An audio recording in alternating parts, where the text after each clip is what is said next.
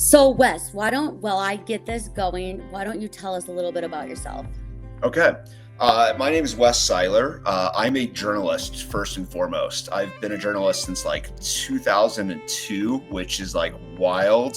I started my career writing about cars. I did motorcycles. I sort of ended up in the outdoors on purpose, but like after a lot of like searching around for an area that I really liked working, really liked working in. Um, Hmm. I started an outdoor site in partnership with Gawker Media. Um, and outside sort of came sniffing around about that pretty early on. It was right when like Peter Thiel was sponsoring a lawsuit from Hulk Hogan against Gawker, trying to destroy them. And it just was the right offer at the right time to kind of jump ship. And I've been at outside for like 10 years. That's, as people probably read in the New Yorker and et cetera, a little contentious right now. I got banned from writing about politics after the election last year at Outside. No Um, way. yeah, I'd like to think it's because I'm good at it and because my politics don't necessarily square with the executives' politics. And, Hmm. they got a little embarrassed. So I've started writing about that stuff for my Substack, wessiler.substack.com. And it's really fun to be independent and free again and be able to tell really powerful stories that matter to people because, the outdoors and public lands and the environment and a habitable planet for human life, that stuff is kind of important. And being able to tell stories about that, I think really matters. And being able to tell that independently without corporate oversight has been really refreshing. And it's Yes, a project that I'm really enjoying and really excited about right now. that's so exciting. Well, I'm glad to hear I'm not the only one who got canceled for being outspoken on these political issues because during my campaign it was a real challenge to like retain my small business and my sponsors and to be continue being a sponsored athlete.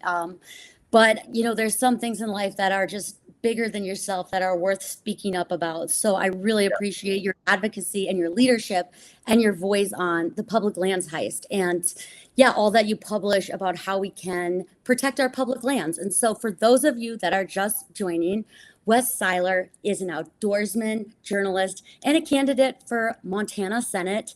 He writes about living a more exciting life outdoors, and he's based in Montana with his wife and three rescue dogs. And I'm Caroline Gleich, professional skier, athlete, advocate, and former candidate for U.S. Senate in Utah. And we're talking today about the public lands heist and how we can come together to protect our public lands. So thank you so much, Wes, for joining me, and thanks for everybody tuning in to the live stream. And I just had to ask you about your dogs. What kind of rescue dogs do you have? So my oldest dog, Wiley, his mom was like one of those high content wolf dogs Mm. that people probably shouldn't own. And my friend Amaryllis Knight rescued her and an entire litter of puppies. And Mhm. they decided to place all the puppies individually. And so one night before they had sort of decided on owners, Wiley, his little puppy Wiley, before he had a name, jumped over their fire pit. And they were Uh-huh. like, "Oh, he's stupid. That's Wes's dog." So that's how I got Wiley. And then we got Bowie, the husky German Shepherd. Shortly after Virginia and I started dating, sort of got him for her to kind of lock her down because I'm Uh-huh. not dumb and I know a good thing when I see it. And then we adopted Teddy, our Anatolian Shepherd, when we first moved to Montana. Um, we thought she was a Great Pyrenees mix, but it turns out she's Mhm. just purebred Anatolian / Kangal, whatever you want to call them. Wow. And so Hmm. they're a giant breed, livestock guardian breed, and they're like the most like agile, athletic, aggressive, and powerful of the livestock guardian breeds. So she's kind of a hell of a dog and takes a lot of commitment to own. But we're that family, and she's been a great dog for us. That's awesome. I have a rescue dog myself. She is a 5-year-old, medium-sized res dog, and she's my adventure Mhm. buddy. And together, we're working on a project to actually get her to the summits of 100 unique peaks. So we Wow. did 47 last week, and yeah, I hope we can keep ticking away at those. But before we jump into the dirty two, I was curious, what are some of your favorite public lands? That's a good question. It's a I big think one of the question. things that we need to emphasize about public lands is that they're not just like the big, like crown jewel stuff. We're very fortunate to have a cabin adjacent to Glacier National Park. I love it up there. It's really special to us. But the public Hmm. lands that really matter to me are just the places where like I hike my dogs every day, just having that outlet to have a place to go where they can be off leash, where there's not a lot of other people around, where it's still beautiful, where we can all get exercise and get a little decompression. So just like national forest land here adjacent to Bozeman is incredibly special to us. Desert land down in California in the Southwest, is so there's a lot of it. And there's a lot of like really special hidden places that are just really cool there. Being able to off-road way back in the middle of nowhere to where there's no people and, sit in a hot spring that nobody knows about and watch the stars is just an experience I would hate to lose. Yeah, I mean, I just had an awesome trail run mountain scramble this morning with two of my girlfriends and my husband and our dogs, and it just gave me so much happiness and joy after like a particularly heavy weekend. It was exactly what I needed. And our public lands really are those places where we find that reprieve from the stress of modern life, where we can go and be human again and get dirty. And like, I have my alter ego, Caroline, I like to get a little bit feral and dirty. So I feel like a better person when I have that in my life. And I've really, like you, devoted a lot of my adult life to inspiring others to do that and to protecting these places. So I know people are really interested into hearing more about the current threats to public lands, in particular, this Mike Lee amendment in the big, beautiful bill, which I think is that the official name for Trump's budget reconciliation bill? It is. I hate saying it. You will not hear me say it because it's just, we live in such a deeply, deeply stupid time to have that be the name of a bill.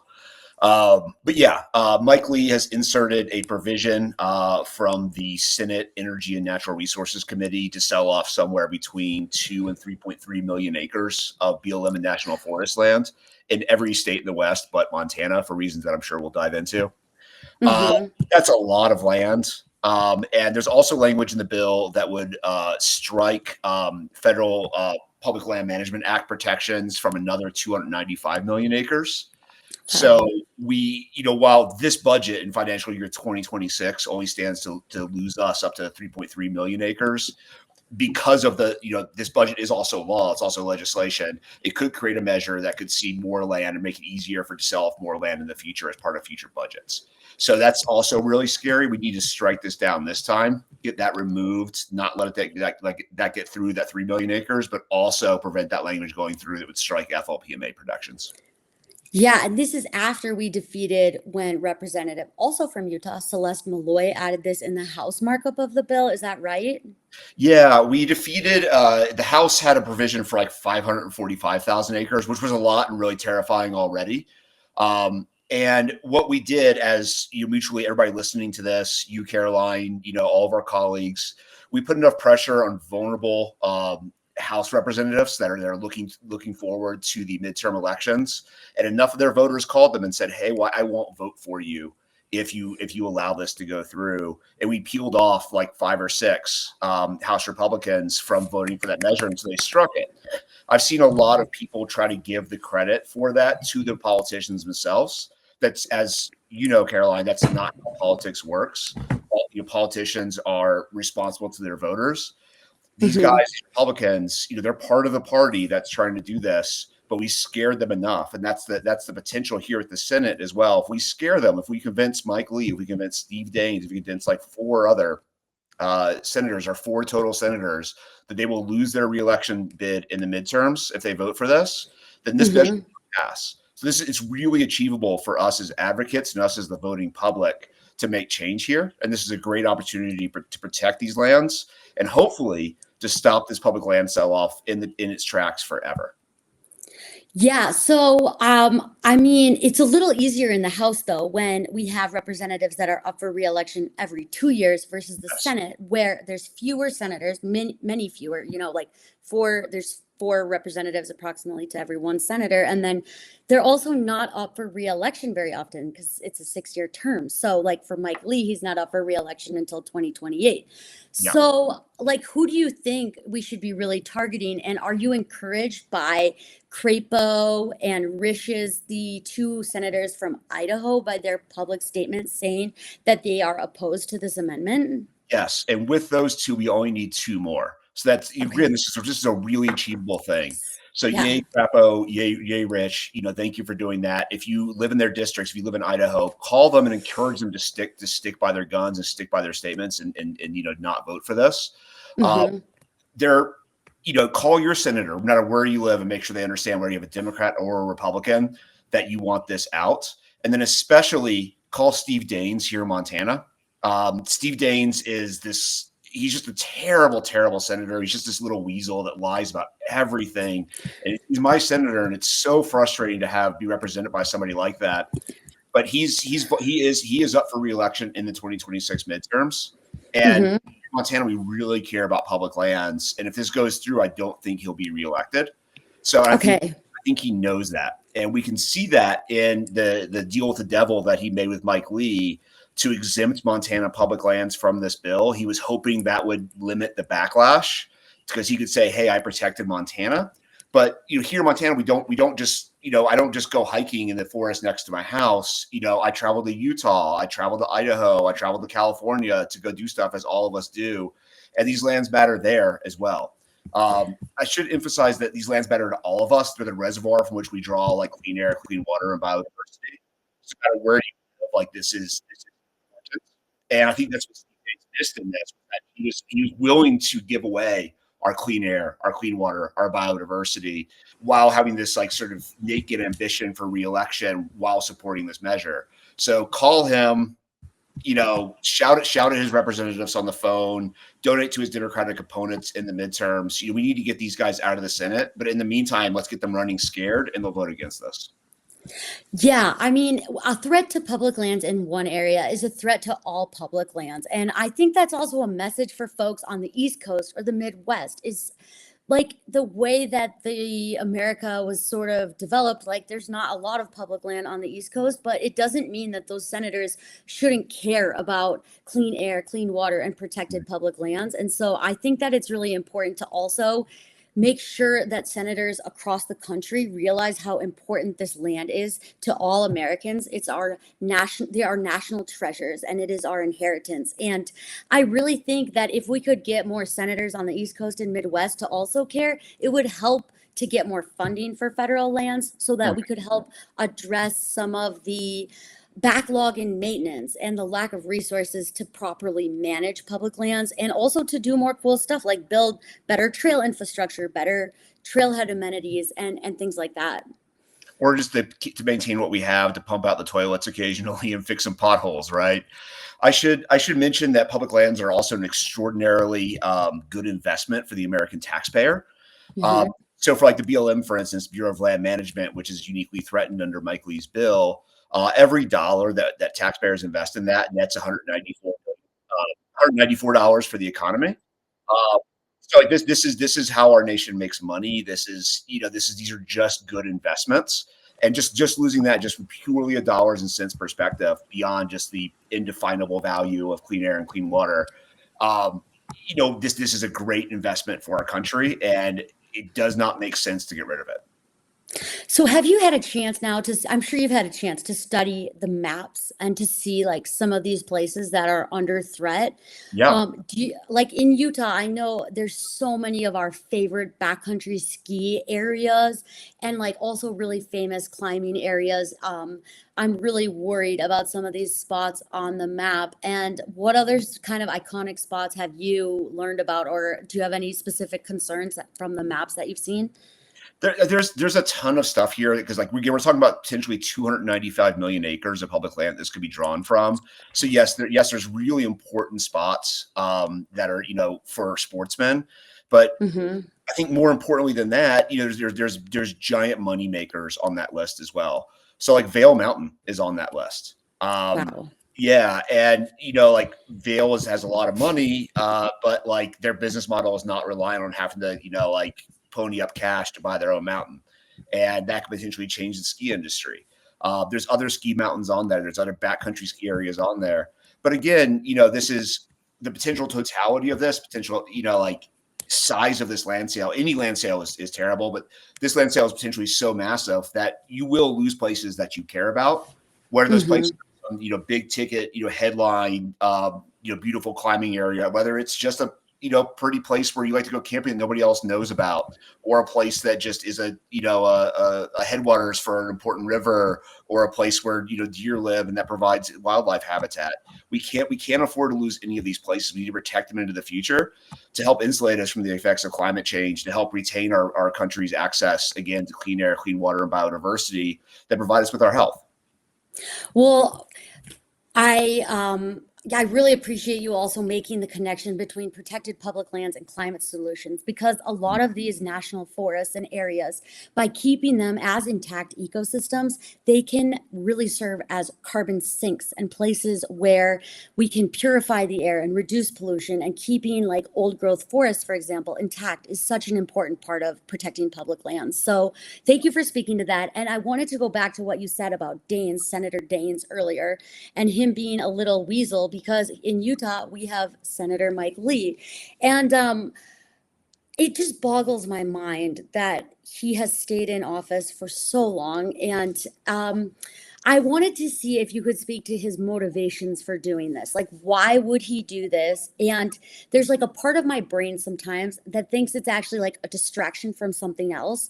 And like, or maybe you put in this huge package so that the public would accept a lesser package in the final bill. And do you think that there's some sort of tactical thing there? Like, what's his motivation and what is he really trying to do? Because I just don't trust politicians. Like you said, they lie. And we see this. It just drives me nuts that we have so many lying, deceiving politicians. Yeah, I think politics could use a lot more people with like autistic senses of justice, like you and I involved, that have a hard time lying about this stuff. It's there's a multifaceted answer there to your multifaceted question. One of the things is that Mike Lee is a religious extremist. An extreme form of Mormonism that preaches domain over public lands, and they don't think they're honoring God unless they, pave over paradise and build a parking lot. That's like literally what they're taught at their churches. We also have just, the fact that, you go to opensecrets.org, look at who Mark Lee's campaign donors are, and it's oil and gas companies and real estate developers. He wrote the Houses Act on which this is based, basically just to serve his campaign donors and real estate development. And so they want nice land to build McMansions on, and they want that land cheap so they can, maximize their profit when they sell those houses for millions of dollars. You hear politicians like even the president now talking about building affordable housing on these public lands. That's why we need to sell them. But the Houses Act contains no provision for affordability, contains no provision for even building houses. It could be a golf course. It could be anything that serves the community. So it could be a warehouse complex. It could be a strip mall. It could be, a private jet runway for, a ski resort. It could be McMansions. It doesn't matter. They just want to make money off of this. And so this, I guess, to answer your question, it's just greed. Just greed and people generally being assholes, which is what Mike Lee is. He's a giant fucking asshole, and he wants to steal from us to serve his campaign donors. Yeah, it's really sad, the level of corruption and insider trading and all of these things of our current US senators. I mean, that was a big motivation for me to run, is just hopefully to sandbag other like-minded outdoors people into running for office, because I really think we can't keep electing these same kind of people and expecting a different result. And I know my race was a long shot, but I'm still glad I did it. And I'm glad you're running too for Montana Senate. And your race was a long shot, but it was still incredibly important. We need, you can't be what you can't see. We need to model people like us running for office, whether we succeed or not. People like us need to be in politics, people that care, people that actually are doing this for the right reasons. I'm running for office here in Montana because I can't look at the things that, I look at the things that make Montana special, and I see people threatening them. And so this is a state where we value freedom. This is a state where we leave each other the fuck alone. This is not a state that wants to look in your kids' pants. This is not a state that promotes hatred. This is not a state where rich people steal from the poor. That's not what Montana traditionally has been about. And increasingly, the Republican Party is doing those things. They're just a bunch of freaks who are trying to steal from us and steal our freedom. And if I don't throw my hat in the ring and run for office, then who will? And so I hope more people like me and like you keep running, keep doing what it takes, and we can eventually get these assholes out. Well, I mean, and I think the other thing that you kind of touched on, it's like whatever your skills are, like maybe running for office isn't for you, but there is a place, whatever skills you have, to use that to make a difference. And so maybe it's not running for office, like that's not the right way for everyone, but a lot more people I think could be candidates if they wanted to be. But whatever your skills and background, there is a place for you to make a difference. And so maybe you're an artist or a musician, like there are so many different ways, and it takes all of us kind of coming together to create the political will for these changes we want to see in politics. So I would encourage you, like whatever gift you have or whatever you can give to the movement, to find your lever and to do what feels good. And sometimes you have to try the wrong thing before you try the right thing. But it's always scary, it's always hard. I think for me, it didn't really, it still feels really like a big uphill battle, but there's this sense of purpose that comes with it. And it's like really motivating. And so taking that first action will help to inspire more action. And as you just demonstrated in Utah, there's no harm in failing, and failing is a growth experience. And you changed the conversation, you shifted the Overton window of what's possible for somebody like you to run, for somebody like you to be a significant candidate, and you're opening the door to other people to run more successful campaigns in the future, or yourself to run that more successful campaign. So you can't don't be afraid. Don't be afraid to put your hat in the ring. Don't be afraid to make that art. Don't be afraid to try to change minds. Speak up. Take a risk. All of this is worth fighting for, and we're not gonna save it unless all of us fight for it. Yes, I like to think I was like a regenerative soil farmer that was like trying to make the soil better so that the next person, whoever, we can grow better. So yeah, that's what I like to visualize. But anyway, like I really appreciate you speaking to that. I wanted to see if we could talk now about the Antiquities Act, because I think I'm concerned with this administration, knowing what I know about the first Trump administration, that we're going to see attacks on the Antiquities Act. And so could you speak to what the Antiquities Act is? Yes, let me just back up a little bit there first. The threats to public lands from our current political moment are not just being caused by Mike Lee in the Senate. We're seeing much more take place. One of those attacks is on the Antiquities Act and national monuments. And then we also even have an attack on national parks. Doug Burgum and Donald Trump are trying to break national parks right now for the purpose of privatizing their operations and selling them off. So this is altogether just really bad. We can't let people like this be in charge. Speaking directly to the Antiquities Act, that's the legal structure through which presidents declare national monuments. And now, as we all see in our current moment, Congress is relatively slow to act, even in the best of times. And now is not one of the best of times. And so if there's places that need protection, they need that protection immediately, typically. And so the Antiquities Act allows a president to step in and through declaration protect already public lands with a really significant level of, hey, you can't drill here, you can't mine here, you can't shut down trees. Every national monument is unique. It has its own governing laws. So you can't bake in like historic uses like hunting or like off-roading, depending on the monument in question. So these are really good systems. It was created in 1906. Teddy Roosevelt used it to protect Devil's Monument first, Devil's Tower in Wyoming first, and then used it to protect the Grand Canyon. And the Grand Canyon protection is what created the first legal challenge to the Antiquities Act. And even from that very first legal challenge that went to the Supreme Court, it was ruled that large areas are covered by the Antiquities Act. And you hear that often in people that are Republicans who are very mad about it, saying, hey, these monuments are too large. And in fact, like as early as I think like 1908, there's the Supreme Court ruled that, hey, the presidents could you basically protect these lands. Now, one thing that it has not been challenged with the Antiquities Act so far is whether or not it grants presidents the ability to cancel or, redefine monuments, make them smaller. Other presidents have declared.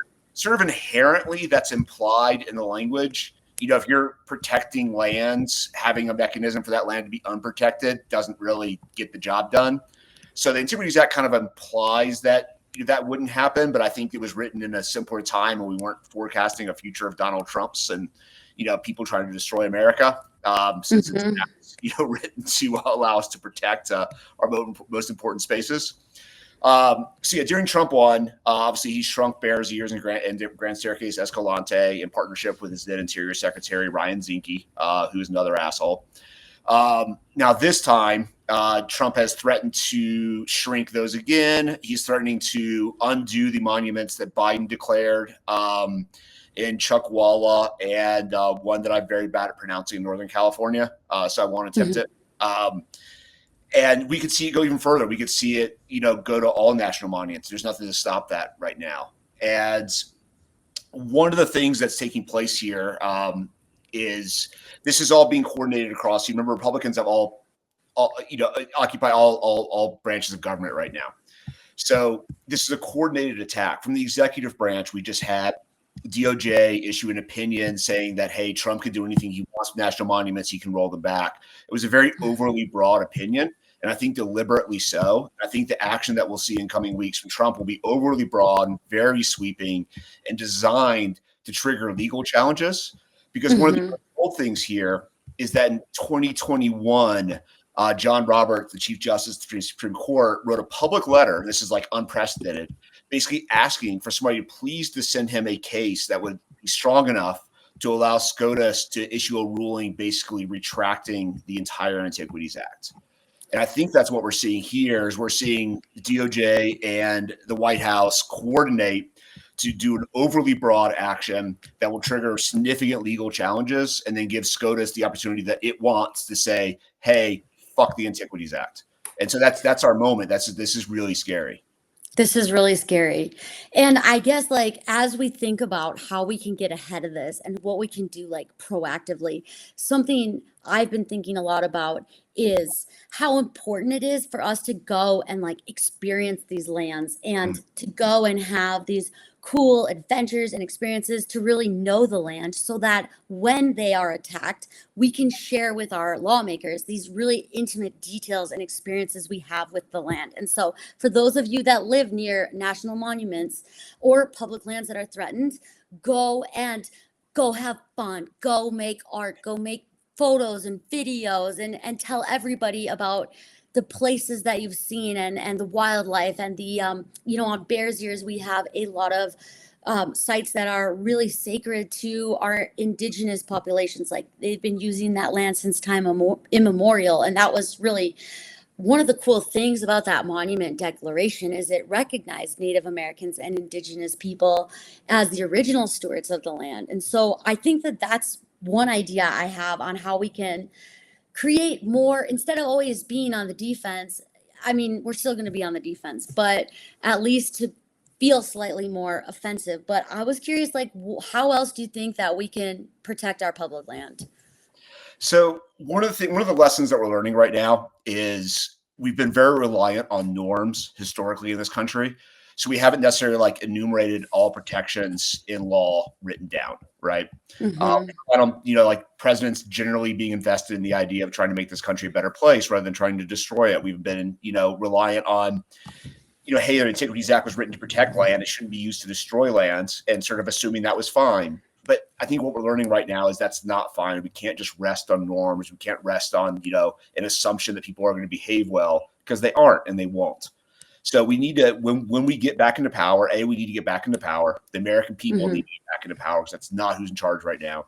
And we need to, when we have that opportunity, we need to take it and we need to be, tireless in our effort to protect these places and protect these things and these systems in specific language. We need an act of Congress to basically spell out as an amendment to the Antiquities Act to say, hey, nothing in here says you can reduce this stuff. This stuff's protected forever, right? I like that idea. Yeah, we need a congressional amendment that says public lands can't be sold, right? We need to better fund the departments that run them.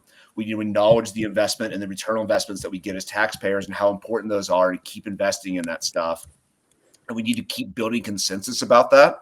We need to keep talking about that stuff right now so that once we do return to power, hopefully in the midterms and in 2028, that we are ready to go with legislation and political will to these places forever. Because we can't let this happen again. We can't let this happen again another 12 years or something. It just needs to get protected for good right now. I agree. We need to lay out our roadmap too. We need to have progress 2028 and have our own agenda for our public lands and for so many other issues. But it seems like, I don't know. I just feel like there's got to be a way that we can find common ground and bridge the partisan divide. Like, do you have any other ideas? I know Mike Lee tweeted that he heard hunters and he's going to look at the amendment language. But is it like I mean, I'm not a hunter. Like, I would love to learn, but is it things like that that we can do, or do you have any other ideas on how we can find common ground and bridge the partisan divide? Yeah. So I would love to I'd love to take you hunting sometime. So I would love that. let's clinic offline about that. It's a wonderful thing. It's how wildlife conservation is funded. I'm always looking for new people to come.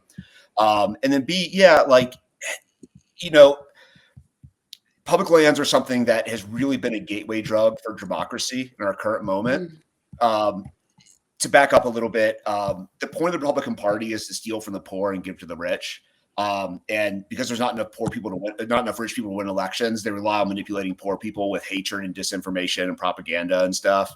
And so we have this moment where Republican voters are seeing through that kind of for the first time in this administration, going like, hey, I might have voted for the racism, but I didn't vote for the place where I go hunting to get sold. And that's a really great opening. And we need to step through it as Democrats and say, hey, come to the dark side. See our way of thinking, vote these guys out. They aren't working in your interests for other reasons too.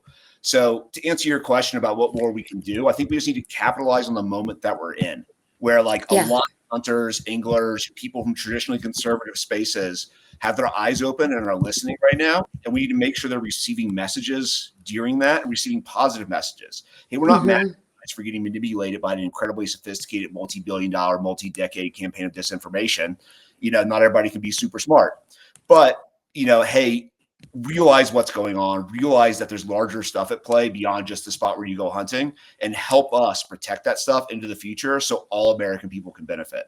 We have that opening. We just need to step through it, take advantage of it. Yeah, I mean, I think it's also something I also think about is we need to create a society where people have vacation and living wages and healthcare, so that they have the time and energy and resources to be able to go and experience outdoor recreation. Because like, I know for me in my life, it has been absolutely life-changing, but I also want to create a Utah and an America where people have the time and the privilege and the opportunity to do that, where parks aren't just something that are only for people that have money and resources, but there's something that's available to all people. And so I think that that's another big thing we need to work on in America right now is, better wages, living wage, increasing the federal wage, and just a lot of things. There's a lot of work to do. That's like a whole nother podcast though. So that's kind of something I think about a lot. But I was curious, one of the questions that we got is, can you demo a call to your senator? Do you want to pretend that I'm your senator and you're calling me and leaving a message? Hello, Senator Caroline. Do not sell a single acre of public land. Do not vote for the sale of a single acre of public land. The system itself is so important, we cannot assault it. If you vote, Miss Senator, to steal from the American public, I will do everything I can do to get you out of office. I will donate to your opponents. I will vote against you. I will campaign against you. I will knock on doors. Do not do it. Do the right thing. Protect what's important to America. Do not vote to sell a single acre of public lands. Yeah, I think that's great. And I think one thing I would just add in is to maybe say your name and your zip code or where you're from, so they can confirm you're a constituent. And then something else I've been talking about with people is to start with like a really specific place in their district that's threatened under this bill. Like, if you can find that detail, to bring that in. Like in Utah, Grizzly Gulch is a trailhead that we use a lot for avalanche education and avalanche forecasting. And if you could talk about that, I think that that can also make it more real and tangible for them. But I really liked how you ended with the "I will vote against you," like we'll vote you out of office, because it seems like they are so power hungry to hold on to power. And yeah, sorry, go ahead. One of the important points that I want to make here is that a lot of this could be an effort to create a bait and switch. So we could see like the land sale retracted and still see a lot of harms done to public land, or we could see the land sale shrunk. They could go from 3.3 million acres down to 1.5 million acres and say, hey, look, we saved all that land. In reality, they didn't save a damn thing. They still sold 1.5 million acres or something. So we need to really, really shut this down in total, and not just focus, I think, on areas or specific places or anything like that. I want to focus on the total. The total amendment needs to go. We cannot sell a single acre of public lands. Full stop. And let's have that success. And let's also then look back to what they do for like, permitting, and they're trying to reduce the rates which oil companies pay, pay into the federal coffers to, operate on public lands. They're trying to reduce environmental protections. They're trying to open up ANWR to drilling in a way that would condemn polar bears to extinction. There's lots of bad stuff that can happen here beyond just the giant sell-off. So as this goes through, let's hold that nuance. Let's hold that sophisticated message and understand that like lots of bad stuff is happening, and we need to fight all of it. We can't be just like conned by like them withdrawing some giant number and then holding it up as like a success for us. We need to keep fighting. Yeah, and we need to keep fighting all the other bad stuff in the big ugly bill, as I think it should be called. So there's just so much bad stuff in there that defunds Department of Education and so many essential services that many Americans depend on. Like the whole thing is terrible. They need to go back to the drawing board, come up with a better budget reconciliation package. So that's the other thing, but I don't want to get derailed because I can get like too esoteric and too much thinking about all the systems. And I do think it's public lands is just it's awesome to see how mobilized outdoor lovers and Instagram and like on social media. I swear my entire feed is just people talking about this issue. So keep it up, people. Like I really appreciate all of your activism. It's working. We can keep winning and like, not winning, but we can keep, I don't know what the right word, we can keep making progress, I guess, on even in times like these that are relatively dark, we can make progress, we can defeat bad things, we can have our victories as we're able to have them. And public lands are a great example. This is something that, I think we're going to win this one. And I'm really encouraged by that. And we're seeing a bipartisan effort to defeat this. We're seeing all kinds of Americans come out and work to defeat this. And I think to speak to some of you and I's bigger concerns, this is a model for then talking about healthcare. This is a model for talking about living wages. This is a model for talking about a social safety net. This same legislation would kick 14 million Americans off their healthcare. It would take food access to food away from poor children. All this stuff is just inhumane and it's terrible. These people are monsters. And let's learn these lessons. Let's get them out of office. Let's get this package destroyed. And if you have the ability to go run against these people, run against them. Throw your name in the ring. Run for local office. Change minds. Talk to that uncle that you don't like at Thanksgiving this year, and convince him not to vote Republican next time around. If you follow big influencers like Steve Rinella or Cam Haines on social media, tell them that just advocating against public lands is not good enough. They need to shift their support away from Republican politicians who are doing this stuff and support politicians who are working to save America. And, we just have to do better. We have to learn from this moment and do better as a country and not lose the stuff we care about, not kill our fellow citizens, not get involved in stupid wars in the Middle East. They're just going to kill our soldiers. We can do better. Let's just do that better. Yes, we deserve better from our elected officials on so many things. Do you have any last parting words for people, like to give them? I guess like some days it just feels so overwhelming. It's like it can feel like I might as well give up. And so how do we keep our stoke and resilience alive in the face of all of these threats? Don't give up. It feels really good to be working for stuff. I got depressed about this stuff too. And that's why I'm running for office. I'm trying to do something. You can do something too. Even if it's literally just change one mind. Talk to a friend who votes Republican and change his mind. Make sure he understands that he's voting against his own interests, against your interests, against the interests of people he cares about, places he cares about. Just focus on the change that you can make. Go make that change and you'll feel a lot better, I promise you. I agree. And I think also having buddies, like I have a bunch of friends I can call that will like protest for me, or if I'm feeling down, I can call them. And to kind of have that support network is also really helpful because in this world today, it can feel really lonely when you're just sitting at home and like seeing everything through screens. But remember that there's a whole community, a big community of people that are in the same fight with you. We have your back. We really appreciate you. Let's keep going. And Wes, thank you so much. How can we follow your work? WesSiler.substack.com is the best place right now. You can find me on Instagram under Wes Siler if you want to see pictures of my dogs and wife. I just Google me, Siler, and you'll find my stuff. If you want to subscribe to my Substack, I'd really appreciate it. I'm trying to create change through that right now. Awesome. Well, thank you so much for your leadership, your journalism, and for being in this fight together. And we'll keep in touch. Thank you so much for your time today. Thank you, Caroline.